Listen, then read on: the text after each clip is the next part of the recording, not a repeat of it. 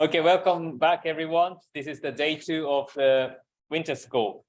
So yesterday we heard a fantastic introduction lecture about the upcoming lectures starting today.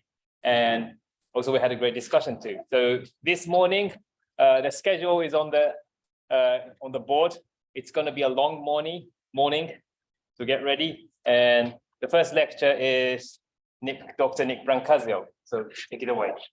Hi again, everyone.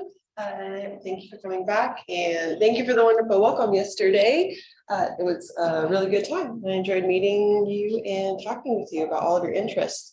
So when I went back last night and then added a bunch of stuff to my slides, because I was like, oh, they already know so much. So do want to point out my slides today are a little bit more dense, but I don't expect everyone to be able to follow everything. It's just so if you're interested in like one thing, you have something you can come back to and dig in a little bit deeper, but I won't cover necessarily all of the information on my slides. I also wanted to kind of rush through things yesterday, but today, since I have a few more minutes, I wanted to give a huge thanks to CHAIN for having me and bringing me out here. So this is a great opportunity. I appreciate it very much. Okay, so today I'm going to talk about agency and explanation, or at least that's what I said I was going to talk about. But I thought maybe I will go a little bit into minimal cognition as well. So that's what I'll start with, because that's the title of the summer school, minimal cognition and agency. So I'll start by talking about some of the ways that people approach minimal cognition, what that means exactly. And then I'll go into maybe a little bit the relationship between minimal cognition and agency. I'll talk about explanatory frameworks a bit. So ways that we put together questions more so than the frameworks that we go into, but kind of how frameworks come into play in an explanation. And then I'll focus quite a bit on philosophical problems with agential explanations. So the idea that teleological explanations that are, aim-oriented or forward-facing are really not empirically valid, that they're problematic, that they're like kind of spooky in some way, that if we detail the underlying mechanisms of agential behavior, then we really don't have a need for agential explanations. And the agency is just something naturalistically inexplicable. Naturalism being, just meaning that we can talk about something in terms of science, right? We can empirically investigate it. All right, so when I think about minimal cognition, this is something I work in. These are the things that I focus on. So there might be other approaches to minimal cognition, but these I think are the most widely known things that people are thinking about when they're thinking about minimal cognition. So if I'm talking with people about minimal cognition, these are the theorists or theories that most people are concerned with. Would you agree? Yep. Okay, so we've got the methodology of minimally cognitive behavior, and that's Randy Beer, computer scientist. We've got basal cognition, which we talked about yesterday a bit, and that's that biogenic approach from Animal and Lion. Now, none of these are in contention with each other. They're all very compatible. So the methodology of exploring minimal cognition is compatible with a biogenic approach to cognition. And then minimal cognition is sensory motor coupling is this famous paper by Benjamin, Kaiser, and Franken. So it's often referred to as the DKF paper, where they do kind of specify what they think the criteria for minimal cognition is. And then you have life-mind continuity in autopoietic theory, kind of coming from Umberto Maturana and Varela. And then I think a really good, more recent book on this is the one that Manuel mentioned yesterday, the DePaulo et al. Book in 2017 called Sensory Motor Life. So the methodology of minimally cognitive behavior, this oftentimes gets shortened to minimal cognition, but it's not actually a statement about what minimal cognition is. So I want to be very clear about that. Randall Beer in the 90s, and along with other theorists like Rodney Brooks was mentioned by Manuel yesterday as well. We're looking at kind of the minimal components by which they could achieve cognitive seeming behavior. So they were building models, or sometimes actual like small robots, insect-like robots, and seeing how little they could put into the robot to get it to instantiate behaviors that seem cognitive, that would be cognitively interesting to someone studying cognition. So the term minimal cognition kind of comes from this in the early 90s, and then especially this Randy Beer paper in 96. So thanks to his work on modeling what he referred to as minimally cognitive agents. And what he wasn't saying, okay, these agents are minimally cognitive because they have, they meet any kind of underlying criteria. It isn't because they are, of what they're made of exactly. It's because of what they can do. And so it's meant to connote the simplest behavior that raises cognitively interesting issues. And I think one way he describes it in a later paper where he's commenting on kind of the uptake of this term minimal cognition, he's like, I was never specifying the minimal criteria for cognition. I just wanted to do things like, this is a visually guided agent. I won't talk too much about that, but really like you can get all kinds of behavior with really an extremely simple neural network and just a few components. And it'll, go around, avoid things and, do all of this stuff without kind of a executive control, right? So he was kind of, I guess the way to think about it is all of this was happening in context. And for a long time in cognition, the idea was that you had to have some kind of top-down hierarchical organization of a system. And at the top, you had to have kind of representational content guiding behaviors. So he was saying, well, we don't have any of that, and we're still able to achieve all of these behaviors in a model. So maybe that's not really necessary in a system. And what we can do is we can use models to create interesting behaviors, and then we see what's not needed in a cognitive explanation, okay? So that's kind of where this came from. Again, he's kind of rejected the term minimal cognition now because people have taken this to mean that there is some kind of, like demarcating criteria for cognition that we can pull from these models. And that was never really his intention. His intention was just to create things that would make cognitive scientists go, oh, wow, this can do this, but without all of these other components, and that's it. But other people have then picked this up and kind of, I think, done other things with it. Okay, so then we met, basal cognition yesterday. So again, this is a biogenic approach to cognition. And again, an approach. It's not a framework determining what is cognitive and what is not in the sense of underpinnings, right? In the sense of like what cognition is made of. And it's always and everywhere made of this one thing, It's just using the application of biological principles in the terms of function, how something functions for a system. So basal cognition thinks that we should treat the cognitive sciences not as their own area, but that cognitive science should be really integrated with other kinds of life sciences.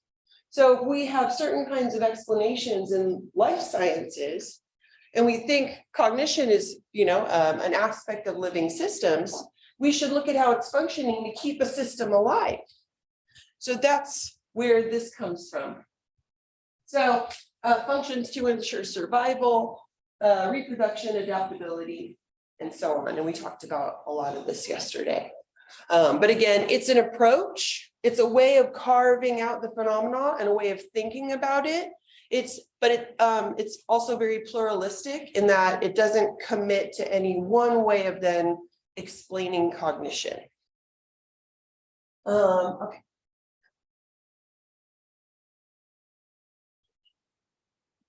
Okay, so now we've got that DKF paper. And this paper actually does say, okay, the baseline for cognition is sensory motor coupling. Are you familiar with this term, sensory motor coupling? No? Okay. So sensory motor coupling or sensory motor coordination, what they say is, in our view, minimal cognition requires an embodiment. It needs to be an embodied system doing things in the world, consisting of a sensory motor coupling mechanism that subsumes a basic metabolic autopoietic network. This forms the basis of the increasingly popular idea that cognition revolves around sensory motor coupling. So sounds complicated, but really it's just saying that you have to have a sensory system and a motor system that creates behavior, and these need to be coordinated in such a way where you're getting constant feedback between them. Okay, that's, you know, in some way like divorced from purely metabolic processes. So you have ongoing feedback between these systems, and whatever that cashes out to, they're very partial to kind of the autopoietic and organizational approaches. But so long as you have the coupling of the sensory system and motor system in an embodied system, you have cognition, minimal cognition, and that's the baseline. So they really do kind of carve out and demarcate what minimal cognition is through this.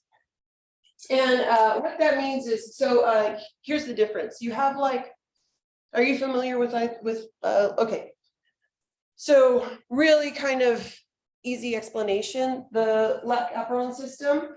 So bacteria, when E. coli, when they are in, they consume glucose, right? So they metabolize glucose, and then when they aren't able to, when they're in a low glucose environment, their metabolic system changes internally. So they have a genetic expression that then enables them to process lactose instead. And so this is an internal change. It doesn't involve any external behavior, right? So you have an internal change that's purely metabolic, and it's something, but they're saying there's no sensory motor coupling involved in this. So the changing of the Lac-Apron system, okay, is not cognitive. But if you look at bacterial chemotaxis, which is gradient following for food, that's that run and tumble behavior of bacteria. That does involve sensing the environment, moving, and having a constant feedback between the sensory and the motor system. Okay, so that's like this, not cognitive, that we can say is maybe purely metabolic, and we don't think of that as cognition, but then this we would. And so that's where they draw the line. Is that clear? Yeah, okay. And then we have autopoietic theory. I added this because we talked about it yesterday. I thought I should talk more about autopoiesis. Okay, so this was coined by Matra and Umbrella. I thought I would just talk about this a bit. Have you heard of this? I know a lot of people here do kind of work in use autopoietic theory for different things, or as a, you know, in the related enactive framework for understanding cognition. You may have heard that term because I know you've had a lot of people come and talk about enactivism probably.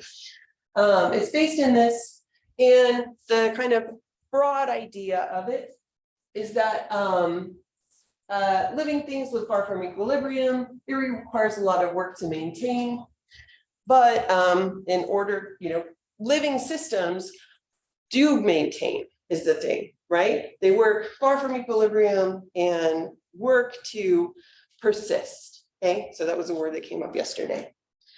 So they produce their own components, which in turn produce it in an ongoing circular process, okay? So they're in constant production of themselves. It's the idea, right? They maintain their own boundaries, bring in resources they need, excrete things they don't, respond to their environment, and etc. So with the autopoietic theory, you have an organizational founding for thinking about cognition, okay? But it's in the organization of the system. It's in that constant self-maintenance and persistence. So where we get cognition is this selective openness to the environment. So we have a self-creating system. Let's say this is a self. You have kind of the basic big words in autopoiesis or autonomy. You have a system that is self-organizing. It's organizing itself where all of the components are supporting each other, okay, in a circular fashion. And it's producing those components, right? Maintaining those components. Then you have organizational closure. You have some kind of boundary that differentiates it from the world. You have to, you have all of those processes that network and support each other, right? But they can't just be open to the environment at all times. We all have some kind of boundaries, and itself has a boundary as well.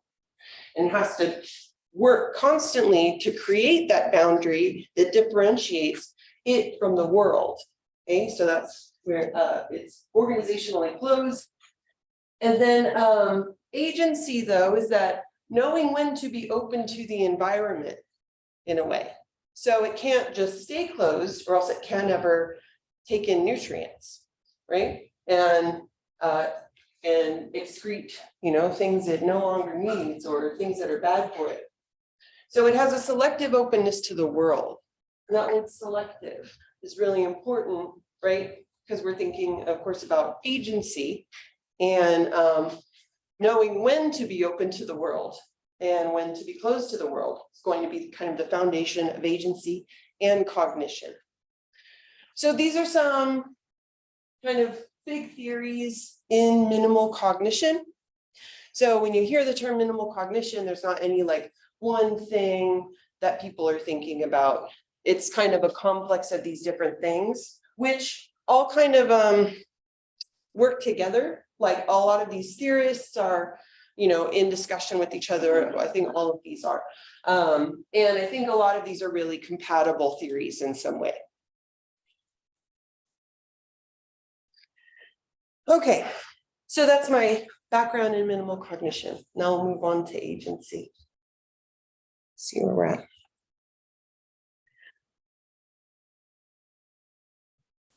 Okay, so I thought I'd frame kind of the questions that we're asking over the course of the winter school about agency into some different kinds of questions, because they're very different. So when we are asking what is an agent, we're not necessarily asking the same thing as what is agency or when is agency, like when is that happening, okay? So when we're saying what is agency, we might be pointing to a particular capacity, or we might be talking about a process, something that is happening in interaction with the environment maybe. And then when we say what is an agent, we might be asking, how do you know what kinds of systems are capable of exhibiting agency or of having agency and which are not? So we might be asking for a sharp criteria, where we might not be doing that when we're asking like, oh, when is agency happening? So this, what is an agent? And then we might say like, or, what is that kind of underlying capacity? So there's overlap, but they can also be very different questions at the same time. And then we have these kinds of questions. Why does an agent do X? And these are kind of what I'll focus on today, because I'm interested in how it is that we explain agency. So what kinds of explanations we're even looking for, when we're asking these questions. So we have questions like, why does an agent do X? Why does something, do what it's doing? Why is this behavior important? So we're looking oftentimes for like a reason for the behavior. And that reason can be a whole lot of different things, right? And then how does an agent do X? Is even like a little bit more specific. Like, how does that happen? So these all get very tangled up in discussion. I think we saw, some of that yesterday. It's really hard to talk about agency if you're not clear which of these you're really focusing on, okay? And it's really easy to get them entangled. And of course they are entangled. So depending on the type of question and aspect of agency under investigation, right, we can select an appropriate explanatory framework. So if we're asking our plants agents, we might have a bunch of different explanatory frameworks for saying yes. That might point to, like I said, is sometimes problematic with the importing of, the houses are buildings made of bricks, that people live in, maybe. Importing an explanatory framework, can be one way of answering it. Or we might say, oh yeah, they engage in sensory motor coupling, so yes. So, and that's not necessarily importing an explanatory framework, because you can go further than that and then looking at the mechanisms of that sensory motor coupling. So, you get a tangling of some of these different questions, even in this. Why do plants change their tendril spinning behaviors at time t? So that was what I was showing, where they spin circular and then they switch to elliptical at a certain point when they are getting close to something that they want, that they might grab onto. And how do plants decide when to alter, right? These are all kind of different levels of specificity in, like what it is that we're looking for. So now we'll get into some philosophical problems. So like I said, with why questions, oh, sorry, I'm just going to say something really quick. So I'm going to leave these aside. I'm not going to talk about those. Okay, Manuel's going to do that. So I'm off the hook, but I am going to tackle then these very complex ones down here. So that'll be what I'll focus on for the rest, is kind of these why questions and how questions and problems with these. Okay, so teleological explanations appeal to the purpose, function, goal of an organism. So when we have a question that's asking why, for example, why did Nick come to Sapporo to lecture at the CHAIN Winter School? We're appealing in that explanation, in that answer, to something in the future. Okay, so that's called a teleological explanation. Now, that doesn't seem to be very, for philosophers, they pointed out, and going back way in the history of like biology, these are supposed to be really problematic explanations, because how do you have an explanation from the future to explain what's happening now? Okay, so treating that as the cause of a behavior makes it really hard to investigate. And it almost seems like we're positing something that isn't empirically testable. How do we get an explanation for that? So the worry, one worry is that the format of this answer implies that the future has caused the past. Okay, this is supposedly not good science, right? And then Dennis Walsh has put this one way: teleology is a mode of explanation in which the existence or nature of an object or event is accounted for by citing the purpose it subserves. Right, the worldview ushered in by the scientific revolution, and that's that kind of hardcore individualistic and mechanistic way of thinking about the world, that everything is underpinned by mechanisms, that the world is made of gears, and if we figure all those out, we know how the world works. It's inimical to teleology. So that kind of worldview and teleology just don't play well together. That world is a realm of mechanisms and their effects, bodies in motion, transmission of light, flux of heat, right? We want these physics explanations for everything. And an explanation that appeals to the future does not sit well with trying to get, laws to cover everything.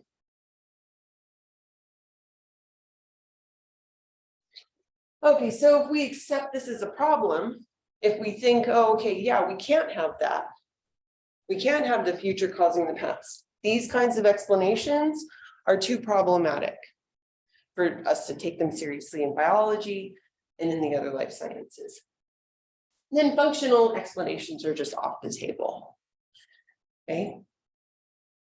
We don't get any explanation of behavior that appeals to what a behavior is aiming to do for an organism. Okay, so it's not just about like me, Nick, having the future cause the past. Oh, I'm going to go do this. Okay, it's anything that's future oriented, we can't use that kind of explanation. Okay, we're not supposed to be able to use that. Enter though natural selection. So we have the idea is that, okay, we can't have those kinds of explanations if we don't have a good empirical way to investigate them. So instead of appealing to the future, what we're going to appeal to is the past and how certain behaviors have been naturally selected for because what have they have previously been able to achieve for the organisms. Does that make sense? Yeah, okay. So we've got Griffiths and Godfrey Smith. Have you all heard of either of these people? Peter Godfrey Smith is really famous now for his work on octopus cognition. So he's just put out like a couple of kind of widely read books on octopi. So Griffiths and Godfrey Smith in the 90s take this up because they want to be able to, have a foundation for functional explanations.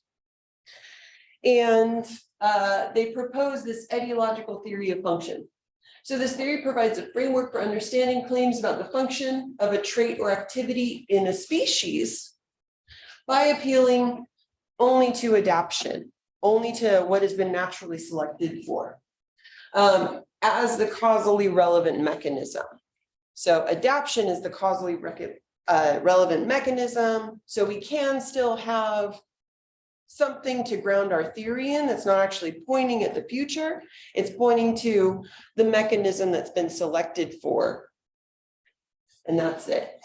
Underpinning its existence. So answers to why questions then about a trait in a population. Why do octopi X, like why do bacteria do this? We can answer those as follows. The function of X in Z is to Y, where X is a type of process or structure. So the function of, let's say, chemotaxis in Z is an organism type. So in bacteria, is to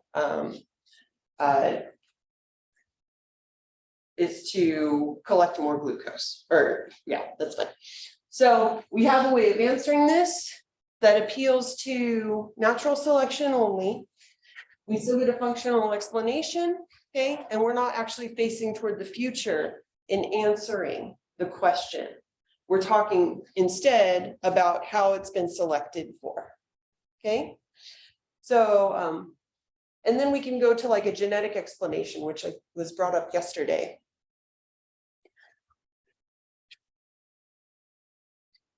Okay.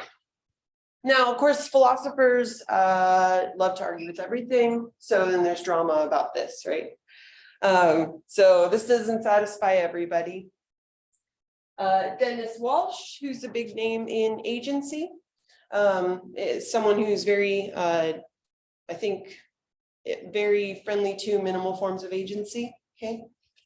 And has I want to say at least one book on agency.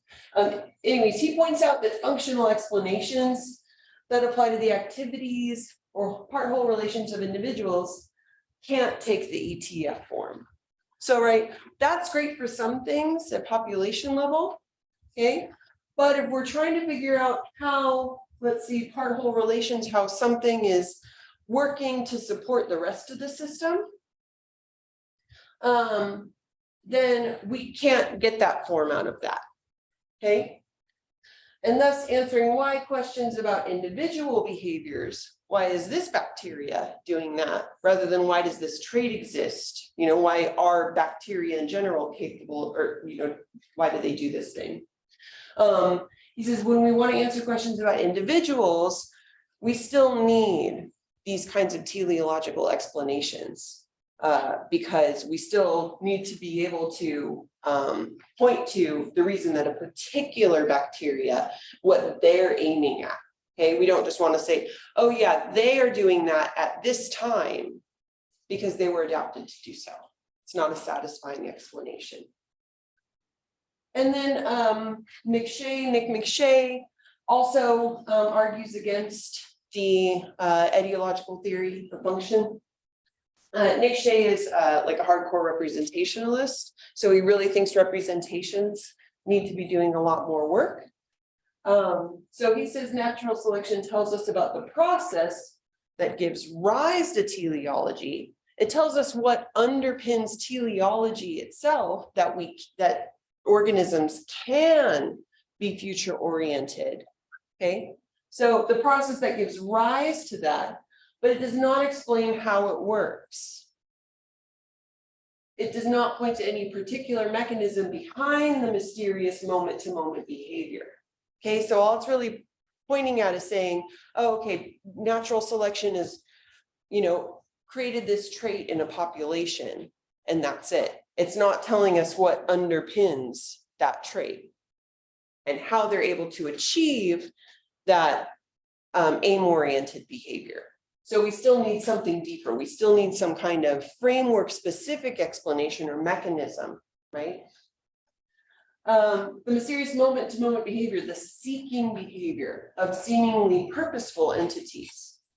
Selection can also not explain the apparent goal-directedness of the Darwinian process itself, of selection itself. That I think is a little more contentious. So I just left that in there in case you wanted to discuss that anymore. I think that thinking of the Darwinian process as itself goal-directed, I'm not sure I agree with that at all. Okay.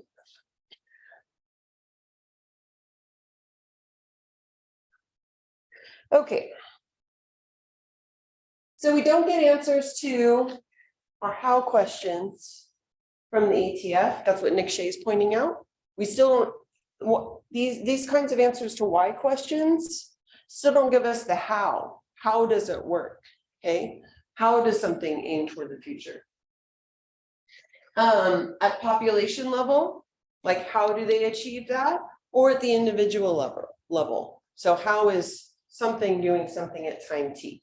So if you want to answer the question of, you know, why was Nick traveling to Sapporo, you wouldn't get the proper answer out of a question that was formulated, or out of an answer formulated, you know, in the way that the ETF is, right? So it doesn't give us individual level explanations for how something is how it is. In other words, we may still need to posit goals or purpose at times. Okay, it doesn't seem to quite satisfy us. Still, the idea that, you know, a answer for why I traveled here that pointed to natural selection doesn't seem to be as satisfying or quite capture the phenomena that we're interested in, is saying that I was coming to teach the winter school. Yeah. Are we on board so far? Make sense? Is it clear why we still might need to posit goals or purpose at times? And why those other kinds of explanations wouldn't be satisfying? At least at times or to some people? Yeah. Okay. So if we want to answer the question of how does a slime mold navigate a maze to find food, you know, we still might want, like, to answer a how question to appeal to a specific explanatory framework. Okay, so the organizational frameworks that we talked about a little bit earlier, right? We might want some kind of formalization of the behavior that can give us like regularities or probabilities or something. I'll let Manuel talk about all that stuff. We might want to talk about, you know, how it is that they're processing information, or we might want to point to some kind of mechanism. And there's some overlap between these, of course. Okay, but these seem to be what we're really asking when we're asking how questions. So the how questions and why questions do come apart in some ways, even though they're highly related.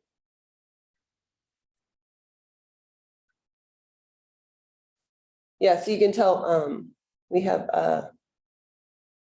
a slime mold talk coming up. So I'm trying to like, wait, is he going to talk about decision making in slime molds?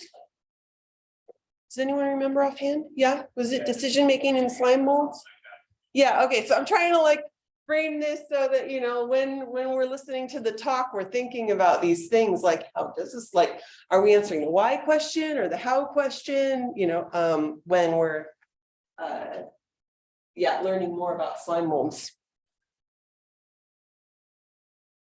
And then we can kind of see also which of these explanatory frameworks are being appealed to, right?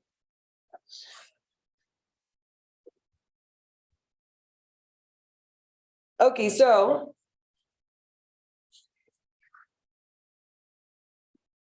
I just did this to look smart like Manuel, so don't worry too much about that. Okay, so let's say that we want to explain the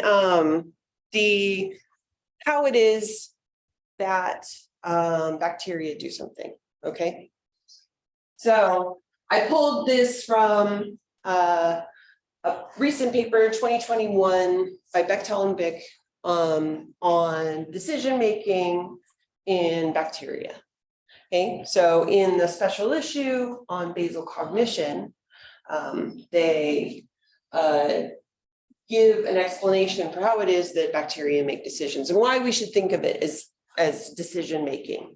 So this is related to, well, I'll go through this first. So like I said, the basal cognition approach doesn't necessarily specify what kinds of explanatory frameworks we can use. It's a way of carving out you know, the function of cognition for any living system.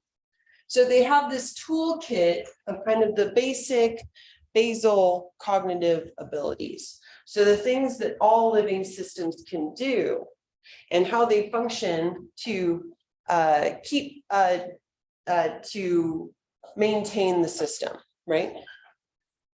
So all of these things are kind of things that they, as a group, not just Pamela, but Pamela and some a growing group of scientists have kind of identified as being capacities of any living organism. So I highlighted the ones that I think relate to agency. At least very clearly relate to agency. So you have an orienting response, for example, the ability to selectively attend to a state of affairs to the exclusion of others. So the ability to focus on one thing and not everything at the same time, okay? So that's the biological basis of attention, right? At any given time, we have to be doing this like at all times, orienting, you know, our attention to one thing and excluding other things. We can't pay all of the attention to everything all at once, right? And then decision-making, the capacity to combine information from multiple sources and act typically in furtherance of an implicit or explicit goal. Behavior, the capacity to adapt to changes in internal or external milieu by changing its own structure and function and or its spatial and interactive relations. So don't worry too much about that. Motivation, and these are those implicit goals, right? The goals that belong to the system itself, those intrinsic goals or intrinsic norms, right? From existential conditions. So the conditions of the system itself, right? Its makeup, how it's organized, and the things that kind of determine what's good for the system itself, right? Those motivate. So that's that, you know, that, oh, this thing, you might term this as valence now, I would think, but that's that some things attract and some things are going to, you know, repulse any living system, really. Teleonomic striving, she calls it, the inclination of thing to continue to exist and enhance itself and kind of have that valence. So you get Bechtel and Bick writing a paper on how it is they pick out one of these decision-making, goes, okay, so how is it that bacteria is able to make decisions? And how can we call that decision-making? So they look at how it is that these, I think they were focusing on E. coli, are organized. And instead of thinking about like an executive control type system, you know, where you have a hierarchy of different systems, and then decision-making is only what happens at the very top level, they look at how it is that the system is organized to do certain things and, you know, orient and make decisions based on the interactions between all of the different systems, because these are systems without a nucleus, right? So you have different kinds of systems that will, you know, they're perceiving things at different times. And in order to kind of select and make decisions about what to do, you have inhibiting, you know, pathways between different systems in the organism. And, you know, some of these at different times when they're sensing something stronger, they'll inhibit other systems through these, you know, molecular pathways and whatnot. And you can have a distributed control system that makes decisions by, you know, one system kind of putting out the message to the others, like, okay, no, this over here is important. And then they'll, you know, do things, right? So that's kind of the super simplified version of that. But so they call this kind of, these are production mechanisms. So these are mechanisms for undertaking different kinds of activities. So these are the kinds of actions that are possible for that organism. And yeah, it's not that many.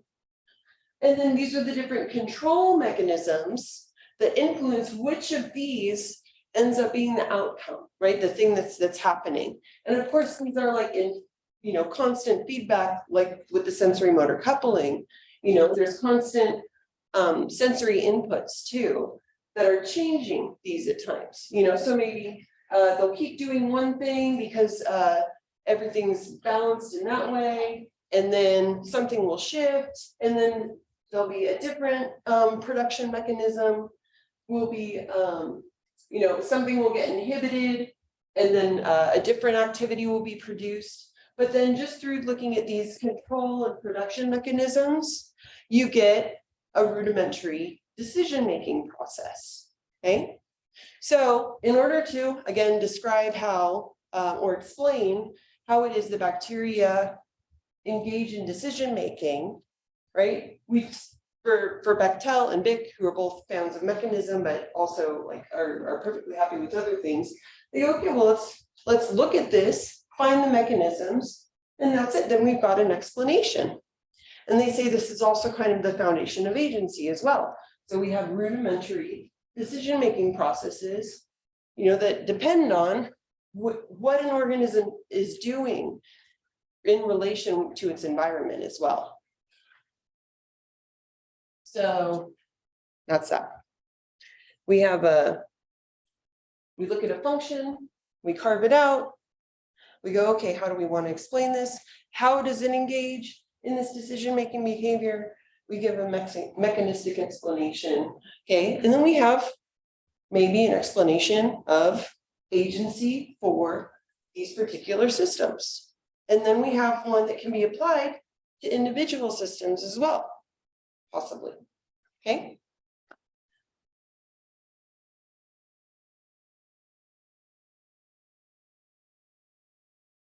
Okay, so another worry, of course, the philosophy. So then we come to, if we can answer that how question, if it's that easy, what work is the why question doing? Is all we really want the answer to the how question? Okay. So the worry is that agential explanations, ones that look for reasons, ones that talk about the aim of the organism, those that require explaining the reason for an action. Oh yeah, the worry is that we're merely kind of using an intentional stance, maybe, and that there's nothing over and above the mechanisms. So positing reasons is just a heuristic thing. Okay, there's no actual reason behind any kind of behavior. So if we can give a full explanation of the mechanisms behind agency, then perhaps there is no agency. Maybe the bacteria is not agential at all. Maybe that's just a way that we have of making sense of behavior.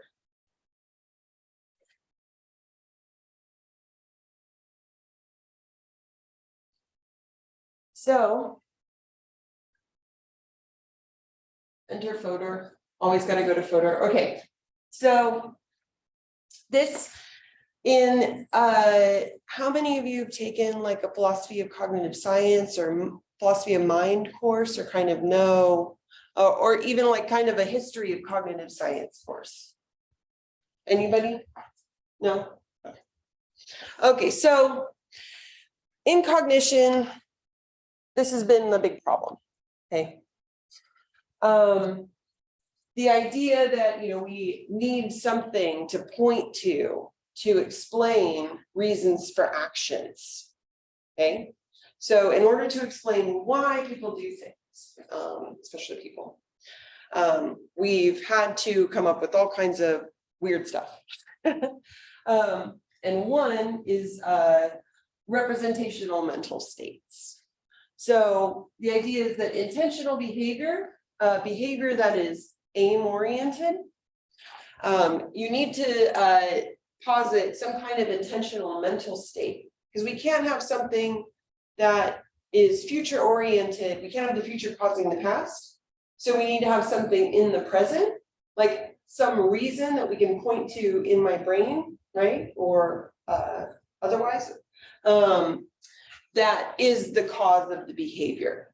So it's not in the future, it's an idea in my mind, my intention that's guiding my behavior. So why didn't it come to Sapporo? You might say because she has the intentional, or she has the intention, where the intention is, some kind of mental state that I will be doing something. And we can say, oh, okay, and then we can, that is more empirically testable, right? We can investigate that. We are investigating not the future causing the past, we're investigating the mental state instead that I currently have, okay?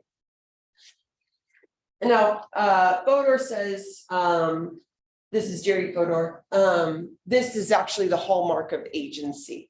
So in order to be an agent, something has to have some kind of intentional state, right? That can be investigated at present. Does that make sense? We have to be able to look at, like how it is that something can be guided by something future oriented. And it has to be, some kind of cognitive entity. So this would be like a representation, and I think a handful of you work in psych, right? Psychology. So probably talk about representations all the time. So representation. So Yeah. so intention, so in this case, representation is not a motivation. So something they actually do to reach hand or something. Yeah. Yeah. So if I'm going to reach for my water and you say, oh, why did Nick reach for her water? You might, the answer would be like, oh, she wanted water, right? She was thirsty. She thought, there was something in my mind that said like, want to like draw little pictures, but I'm a terrible artist. I'm sorry. But I have to have the belief that there is water here. And then I have the intention of reaching my hand and getting water, right?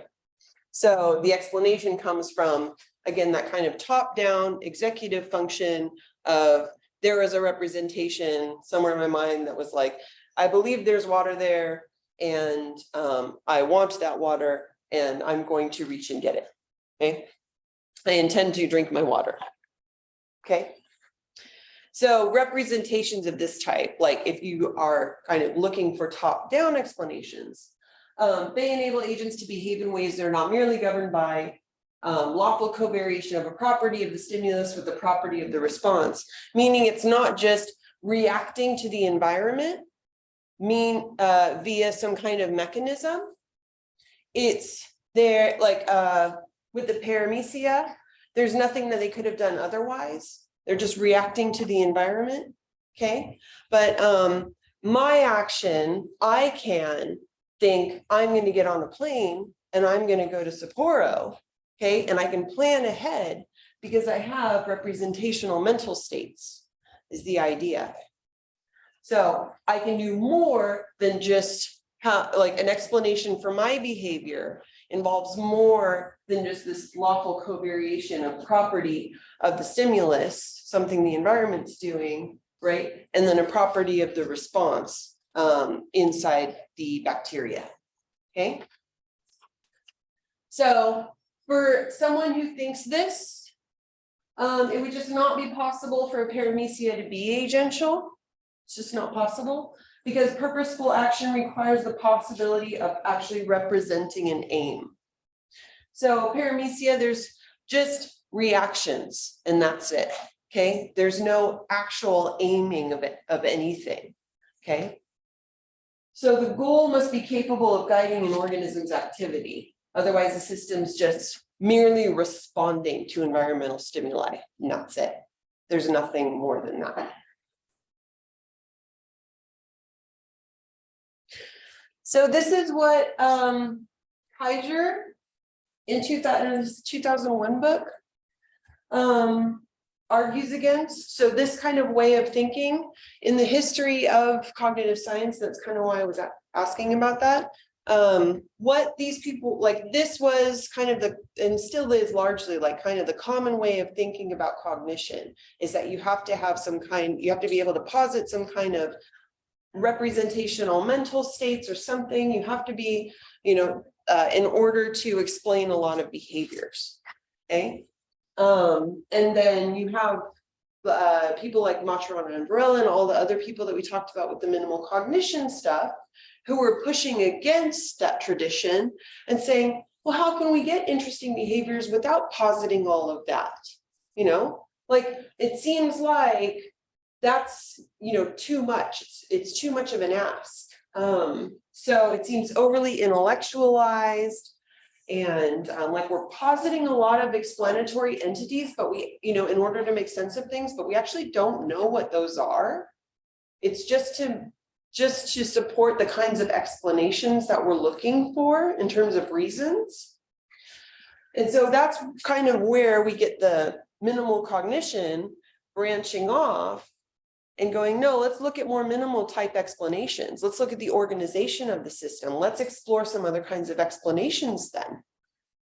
Okay, so Fred is another name in minimal cognition on that DKF paper, and he argues that a major flaw in what he calls agent theory involves using our folk psychological understanding of reasons for action. And that's that, oh, when I reach for my water, if you're going to explain that, you say, oh, Nick is thirsty, Nick believes there's water there, Nick intends to drink that water, right? You're positing all of these things to make sense of my behavior. And that's just how we describe things doesn't mean that we should then posit those things as having a robust kind of metaphysical existence anywhere. Okay, so our kind of practices should not be the guide for how we carve out a phenomenon or how we demarcate the kind of criteria that are needed for an explanation. So agent theory, and Fodor is just one person that I brought up, but there's lots and lots of this in the history of cognitive science. Kaiser claims that what agent theory does, that kind of way of thinking, is to change the normal personal level context, how we talk about reasons for each other's actions of representation and use it at a subpersonal level. So we, it's how we talk about things then, becomes what we believe actually exists. So that is, it assumes without further evidence that our social conventions are supported by some kind of empirically concrete representational mental states with roughly the same content. So if I'm planning to go to Sapporo to do some things, it's because, we have some kind of propositional content of some sort in my mind doing that work. So this again, like I know I was making these dense, but that's because I know some people might be more familiar with this stuff and some not. So don't worry too much if you don't totally get this. But so long as you kind of understand the idea that the social conventions are being taken to, are being reinscribed then at the level of investigation, at the empirical level.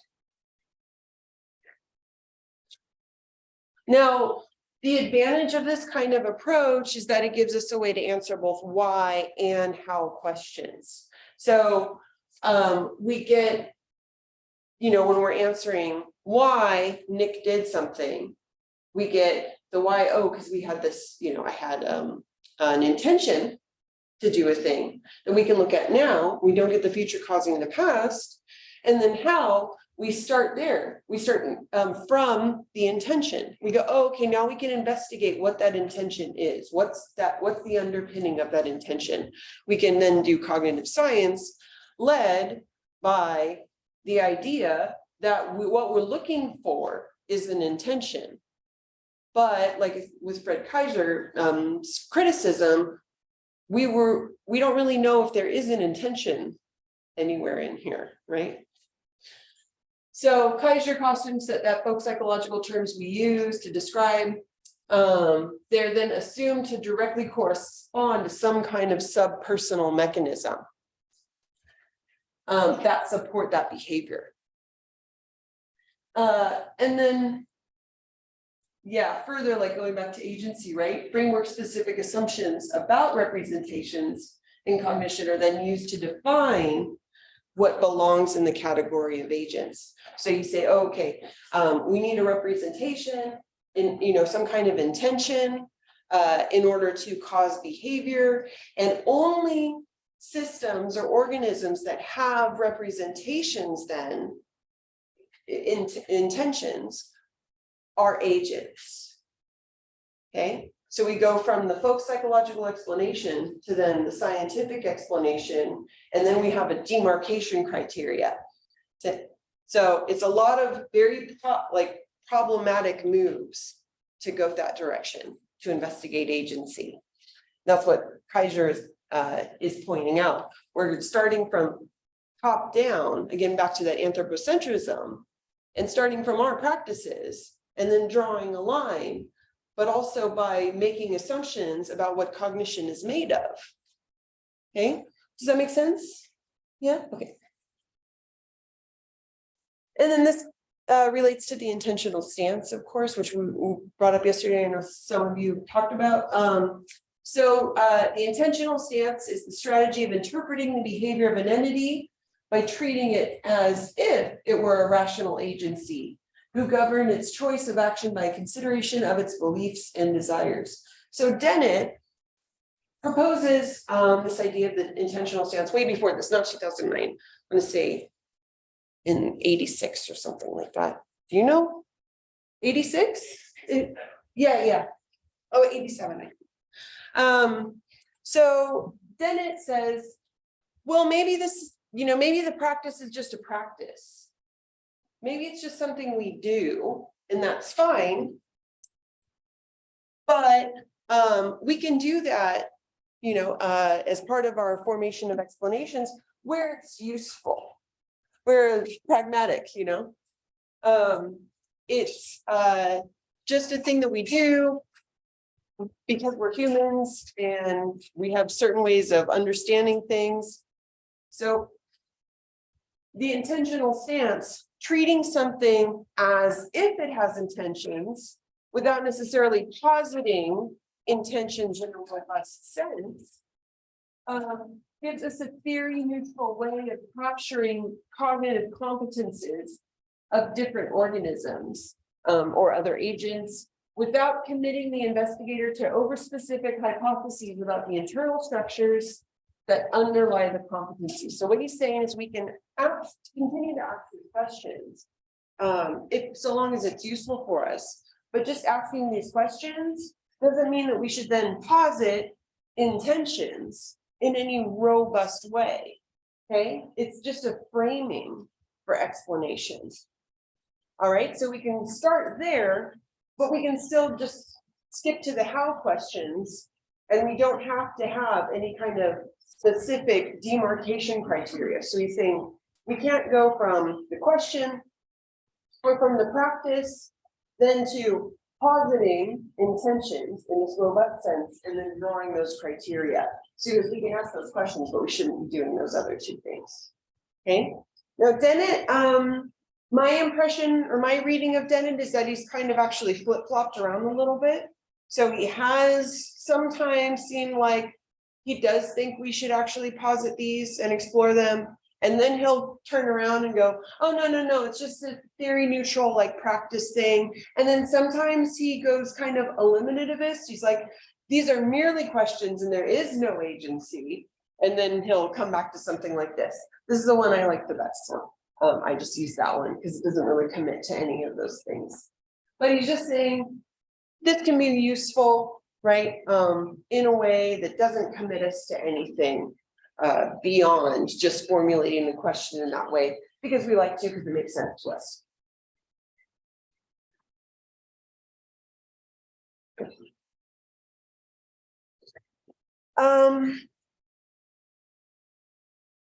So this is Helen Stewart, and Helen Stewart is another person who's worked quite a bit on agency.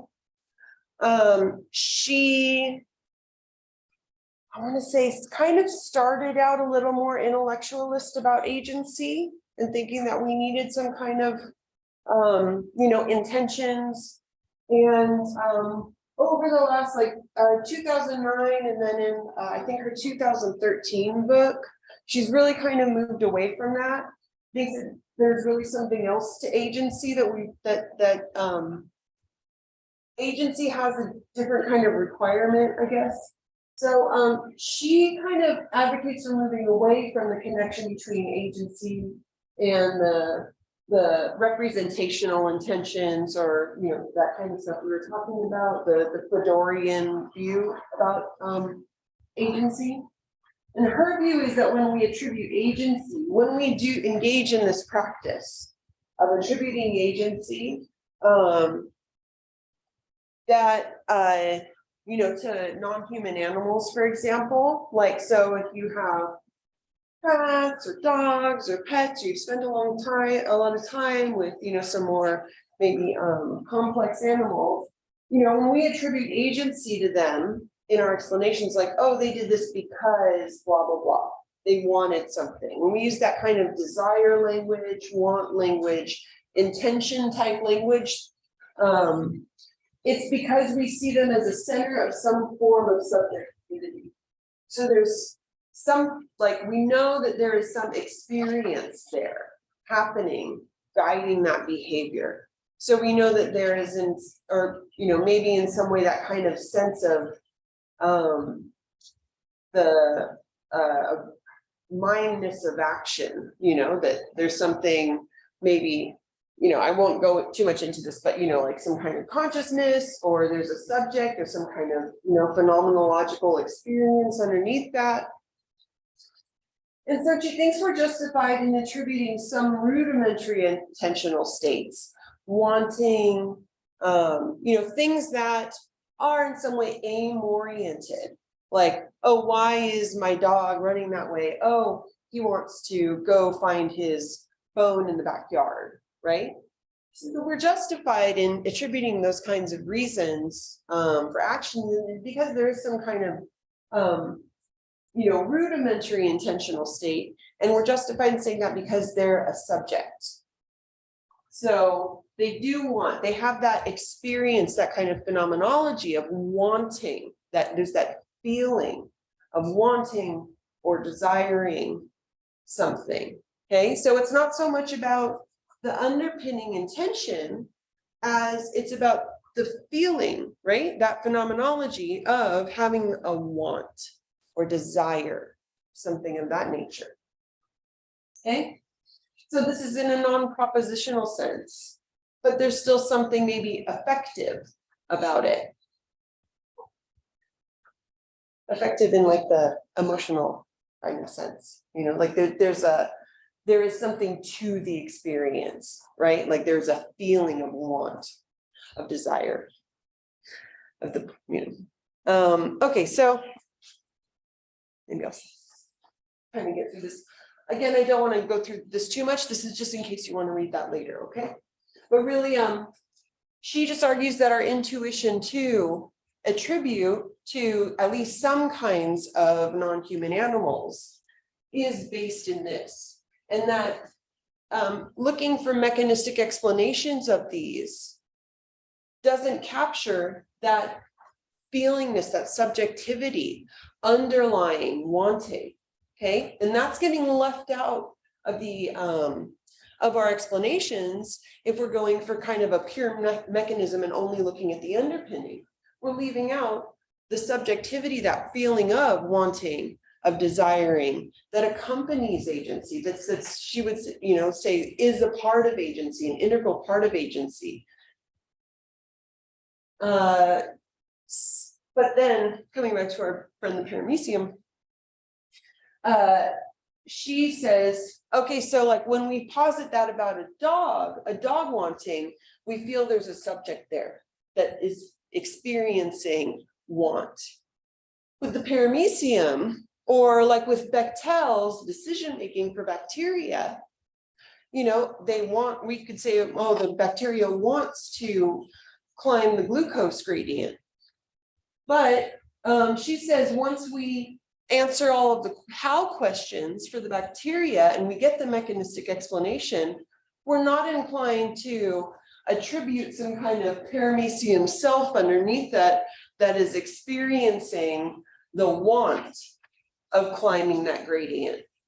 Okay, so she thinks that really like what differentiates these kinds of explanations when we're talking about the paramecium, we are maybe just using the intentional stance. And then once we get the answer to the how questions, like Bechtel and Bick have given us, there's nothing else. There's no other ingredient.